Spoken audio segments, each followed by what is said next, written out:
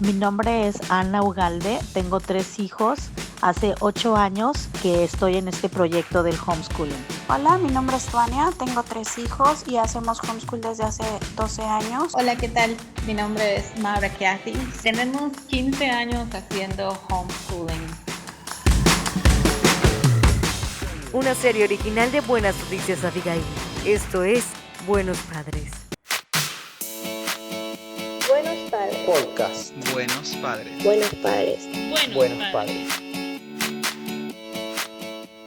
Hola, primer episodio en esta serie. Yo soy Abigail y acabamos de escuchar a las mujeres protagonistas de las historias que se entrecruzarán a lo largo de todos los episodios para resolver dudas e informarnos desde la experiencia cómo es un día normal en este muy nuevo para Latinoamérica método de enseñanza e incluso cómo es la regulación legal en cada país. Y podríamos empezar hablando de la definición de homeschooling. De hecho, me he acostumbrado en otros podcasts a empezar por el qué. Pero esta vez la pregunta más relevante o la primera que alguien se haría sobre el tema es la que nos hace Mariuxi al programa. Escuchemos. Hola chicos, soy Maru. ¿Por qué tendría que dejar de enviar a mis hijos a la escuela y hacer homeschooling? Gracias por tu pregunta, Maru. Y hay varias razones por las que una familia podría pensar en hacer homeschooling. Economía, altos ingresos en la escuela, hijos con una carrera profesional deportiva en crecimiento, bullying, entre otros. Conversamos con Tuania Saavedra, ella vive en Estados Unidos, tiene 3 hijas y 12 años de ser una mamá homeschooler, y esta fue la razón por la que decidió empezar. Los beneficios de la educación en casa es poder medir su avance, estar al tanto de lo que están aprendiendo, de las deficiencias que están teniendo, poder apoyarlos, poder impulsarlos y poder guiarlos y pues principalmente estar segura del aprendizaje que están teniendo y del conocimiento y de todo lo que están reteniendo, poder estar al tanto.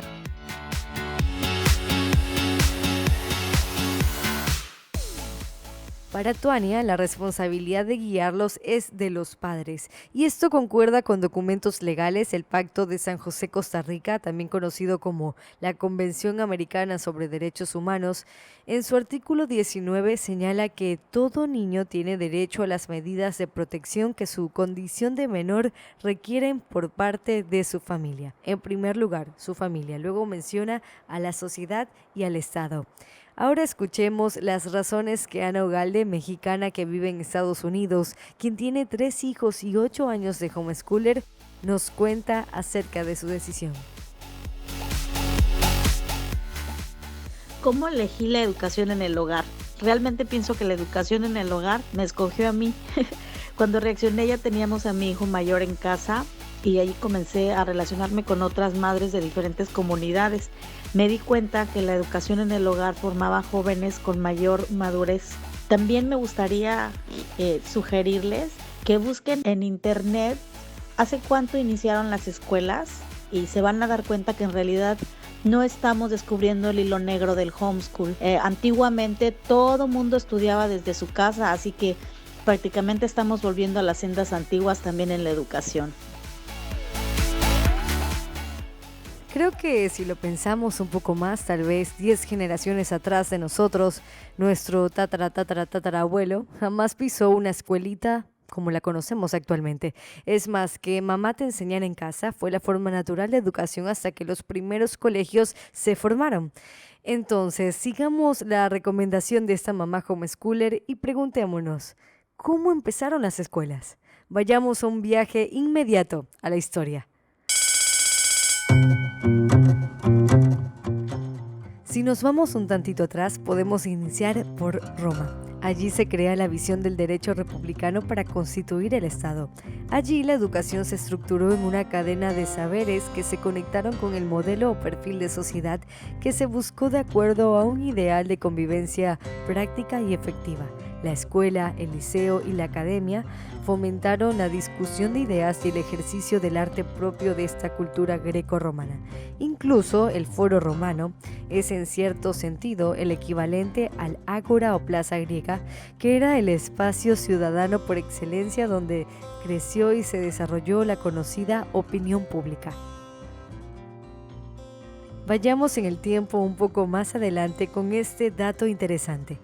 El primer colegio en el mundo fue el Colegio Peterhouse, fundado por Hugh Basham, un obispo en 1284 en la ciudad de Cambridge, Inglaterra, pero hasta aquí la educación de este tipo era solo para la alta clase social. Y otro dato curioso que se establece por estas fechas gira alrededor del señor Harry School. En 1369, este señor, Harry School, habría comenzado con la idea de agrupar a los niños traviesos del vecindario y encerrarlos en un edificio. La idea les pareció bien a los padres, después contrató a un adulto para cuidar a los niños y así muchos dicen que el señor School fue quien empezó la idea de una de una escuela, el primer hombre en inventar la escuela de niños. La realidad es que no hay un informe muy serio sobre esto, así que podría ser solo un mito.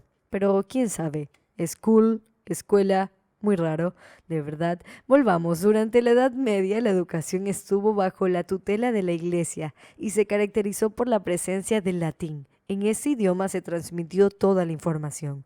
Cuando llegó la modernidad, provocó un cambio de cosmovisión, una forma diferente de ver el mundo, que en consecuencia inició el proceso de secularización, es decir, división iglesia y Estado. Con la modernidad llegó también la imprenta, la traducción de la Biblia, la educación simultánea y más tarde se inició la pedagogización de la infancia, es decir, la enseñanza para niños. Entonces, la escuela tal como la entendemos actualmente surge a partir de aquí, en la modernidad. Y es que cuando la infancia se ubicó como una categoría social, la escuela se transformó en un problema del Estado. Siendo más específicos, la educación obligatoria, es decir, la escuela a las 7 de la mañana sí o sí para todos, comenzó en Occidente a finales del siglo XVII y comienzos del XVIII en varios estados alemanes y particularmente en Prusia.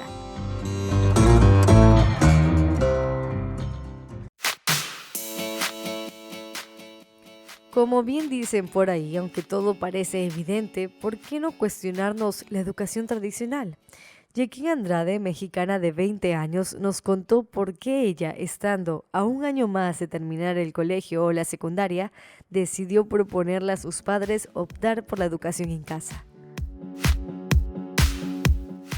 Yo entré a la preparatoria, que empecé a tener pues muchas dificultades en la escuela, con los maestros, con los mismos compañeros, trabajos en equipo y que si uno no hace nada y tú te estresas porque quieres que todo te salga a la perfección y luego el maestro los califica pues bajo porque no todos se pusieron las pilas, que te pedían más tareas que otros o todos en un mismo día te pedían así un montón de tareas para el día siguiente y tú así de pero ¿cómo voy a hacer todo esto? Después de desvelos y de regresar casi diario de la escuela llorando con mis papás, así de ya no puedo, ya en el segundo año de preparatoria fue que decidieron pues optar ya por la escuela en casa.